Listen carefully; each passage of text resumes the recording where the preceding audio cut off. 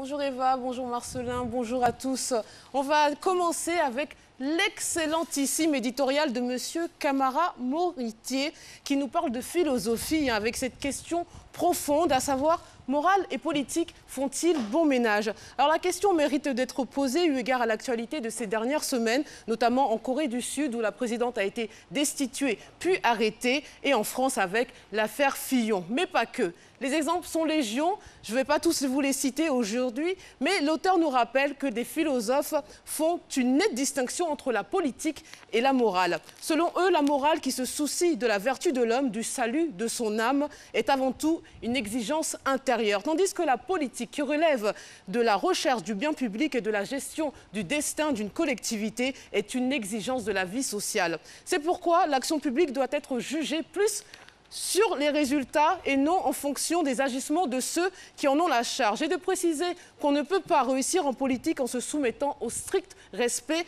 de la morale, car la fin justifie les moyens, comme le suggère Machiavel. Alors, l'article est aussi complexe qu'est la question et la problématique, donc je vous laisse et je vous invite à découvrir cet excellent éditorial. Allez, on poursuit avec l'expression. Hier, je vous faisais part du communiqué du FPI qui remettait en cause la légitimité, voire la légalité d'une opération faite par certains de ses membres. Et là, l'expression donne la parole ce matin à Odette Lerougnon, qui ne mâche pas ses mots, c'est le moins qu'on puisse dire. Alors je la cite. « Nous allons craindre quoi dans un village? Ce qui s'agite, ce n'est pas dans leur plantation qu'on ira. La Côte d'Ivoire, c'est 322 000 km². Nous sommes à Akouré, qu'ils partent ailleurs. Et puis, ce n'est pas un simple petit député, je précise qu'elle parle d'Afin Guessant, qui va donner des ordres aux autres. Un petit député qui dit qu'il est le président du parti, qui n'a même pas pu créer un groupe parlementaire qui va nous interdire de manifester. Sur plus de 180 candidatures qu'il a présentées, il n'a même pas eu 10 députés. Il a des problèmes qu'il les règle d'abord. Allez, on va changer totalement de sujet. On va prendre dans la direction de Beaunois, qui depuis le 17 avril vit au rythme de la 37e édition du Popo Carnaval. Et ce jeudi 27 avril, le comité d'organisation dirigé par le commissaire général Jean Aubat va offrir au public l'occasion de voir des hommes défiler presque en tenue d'Adam. Et oui, ça nous change, des femmes dénudées sur les podiums. Alors, sur le coup de 20 h, le concours EB sera donc l'élection du plus bel homme dans la tradition abourée. Les critères: il faut mesurer 1,70 m minimum et faire preuve de prestance, de charme et de vigueur. Et comme l'a suggéré Eva, Marcelin sera bien présent ce soir à ce concours. Allez, pour la page internationale, on prend la direction des États-Unis où samedi, Donald Trump franchira le cap symbolique des 100 jours. Et le constat est cruel. À ce stade de son mandat, il est le président le moins populaire de l'histoire moderne des États-Unis, même si la base lui reste fidèle. L'homme d'affaires de 70 ans, dont l'élection provoqua une violente onde de choc à travers le monde, revendique toujours haut et fort une approche impulsive, instinctive et imprévisible.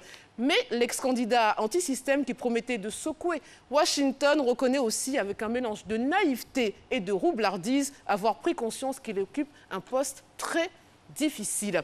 Allez, on va finir avec l'insolite. Alors imaginez que vous êtes chez vous, vous décidez de commander des grillades et là vous ouvrez la porte, qui se trouve face à vous? Un membre du gouvernement en tenue de livreur. Eh bien, c'est ce qui s'est passé en Autriche. Eh bien, le chancelier autrichien, qui était donc dans le rôle de livreur de pizza, a mis une vidéo en ligne ce mercredi. On y voit le candidat social-démocrate Christian Kern sonnant à la porte des administrés en uniforme et livreur de pizza.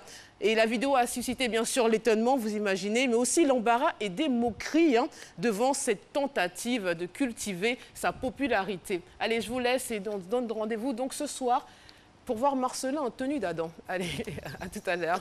Merci Fatim. Sur le podium du Popo Carnaval. Et je rappelle que je ne vais pas faire de commentaires, sinon c'est pas... Bon, merci d'être avec nous à Matin Bonheur. Et ma candidature donc est validée et sponsorisée par le DG qui va me donner les moyens pour aller donc représenter la beauté de la RTI. Parce qu'à la RTI, envoyez Marco au 00 si vous voulez. Merci d'être avec nous.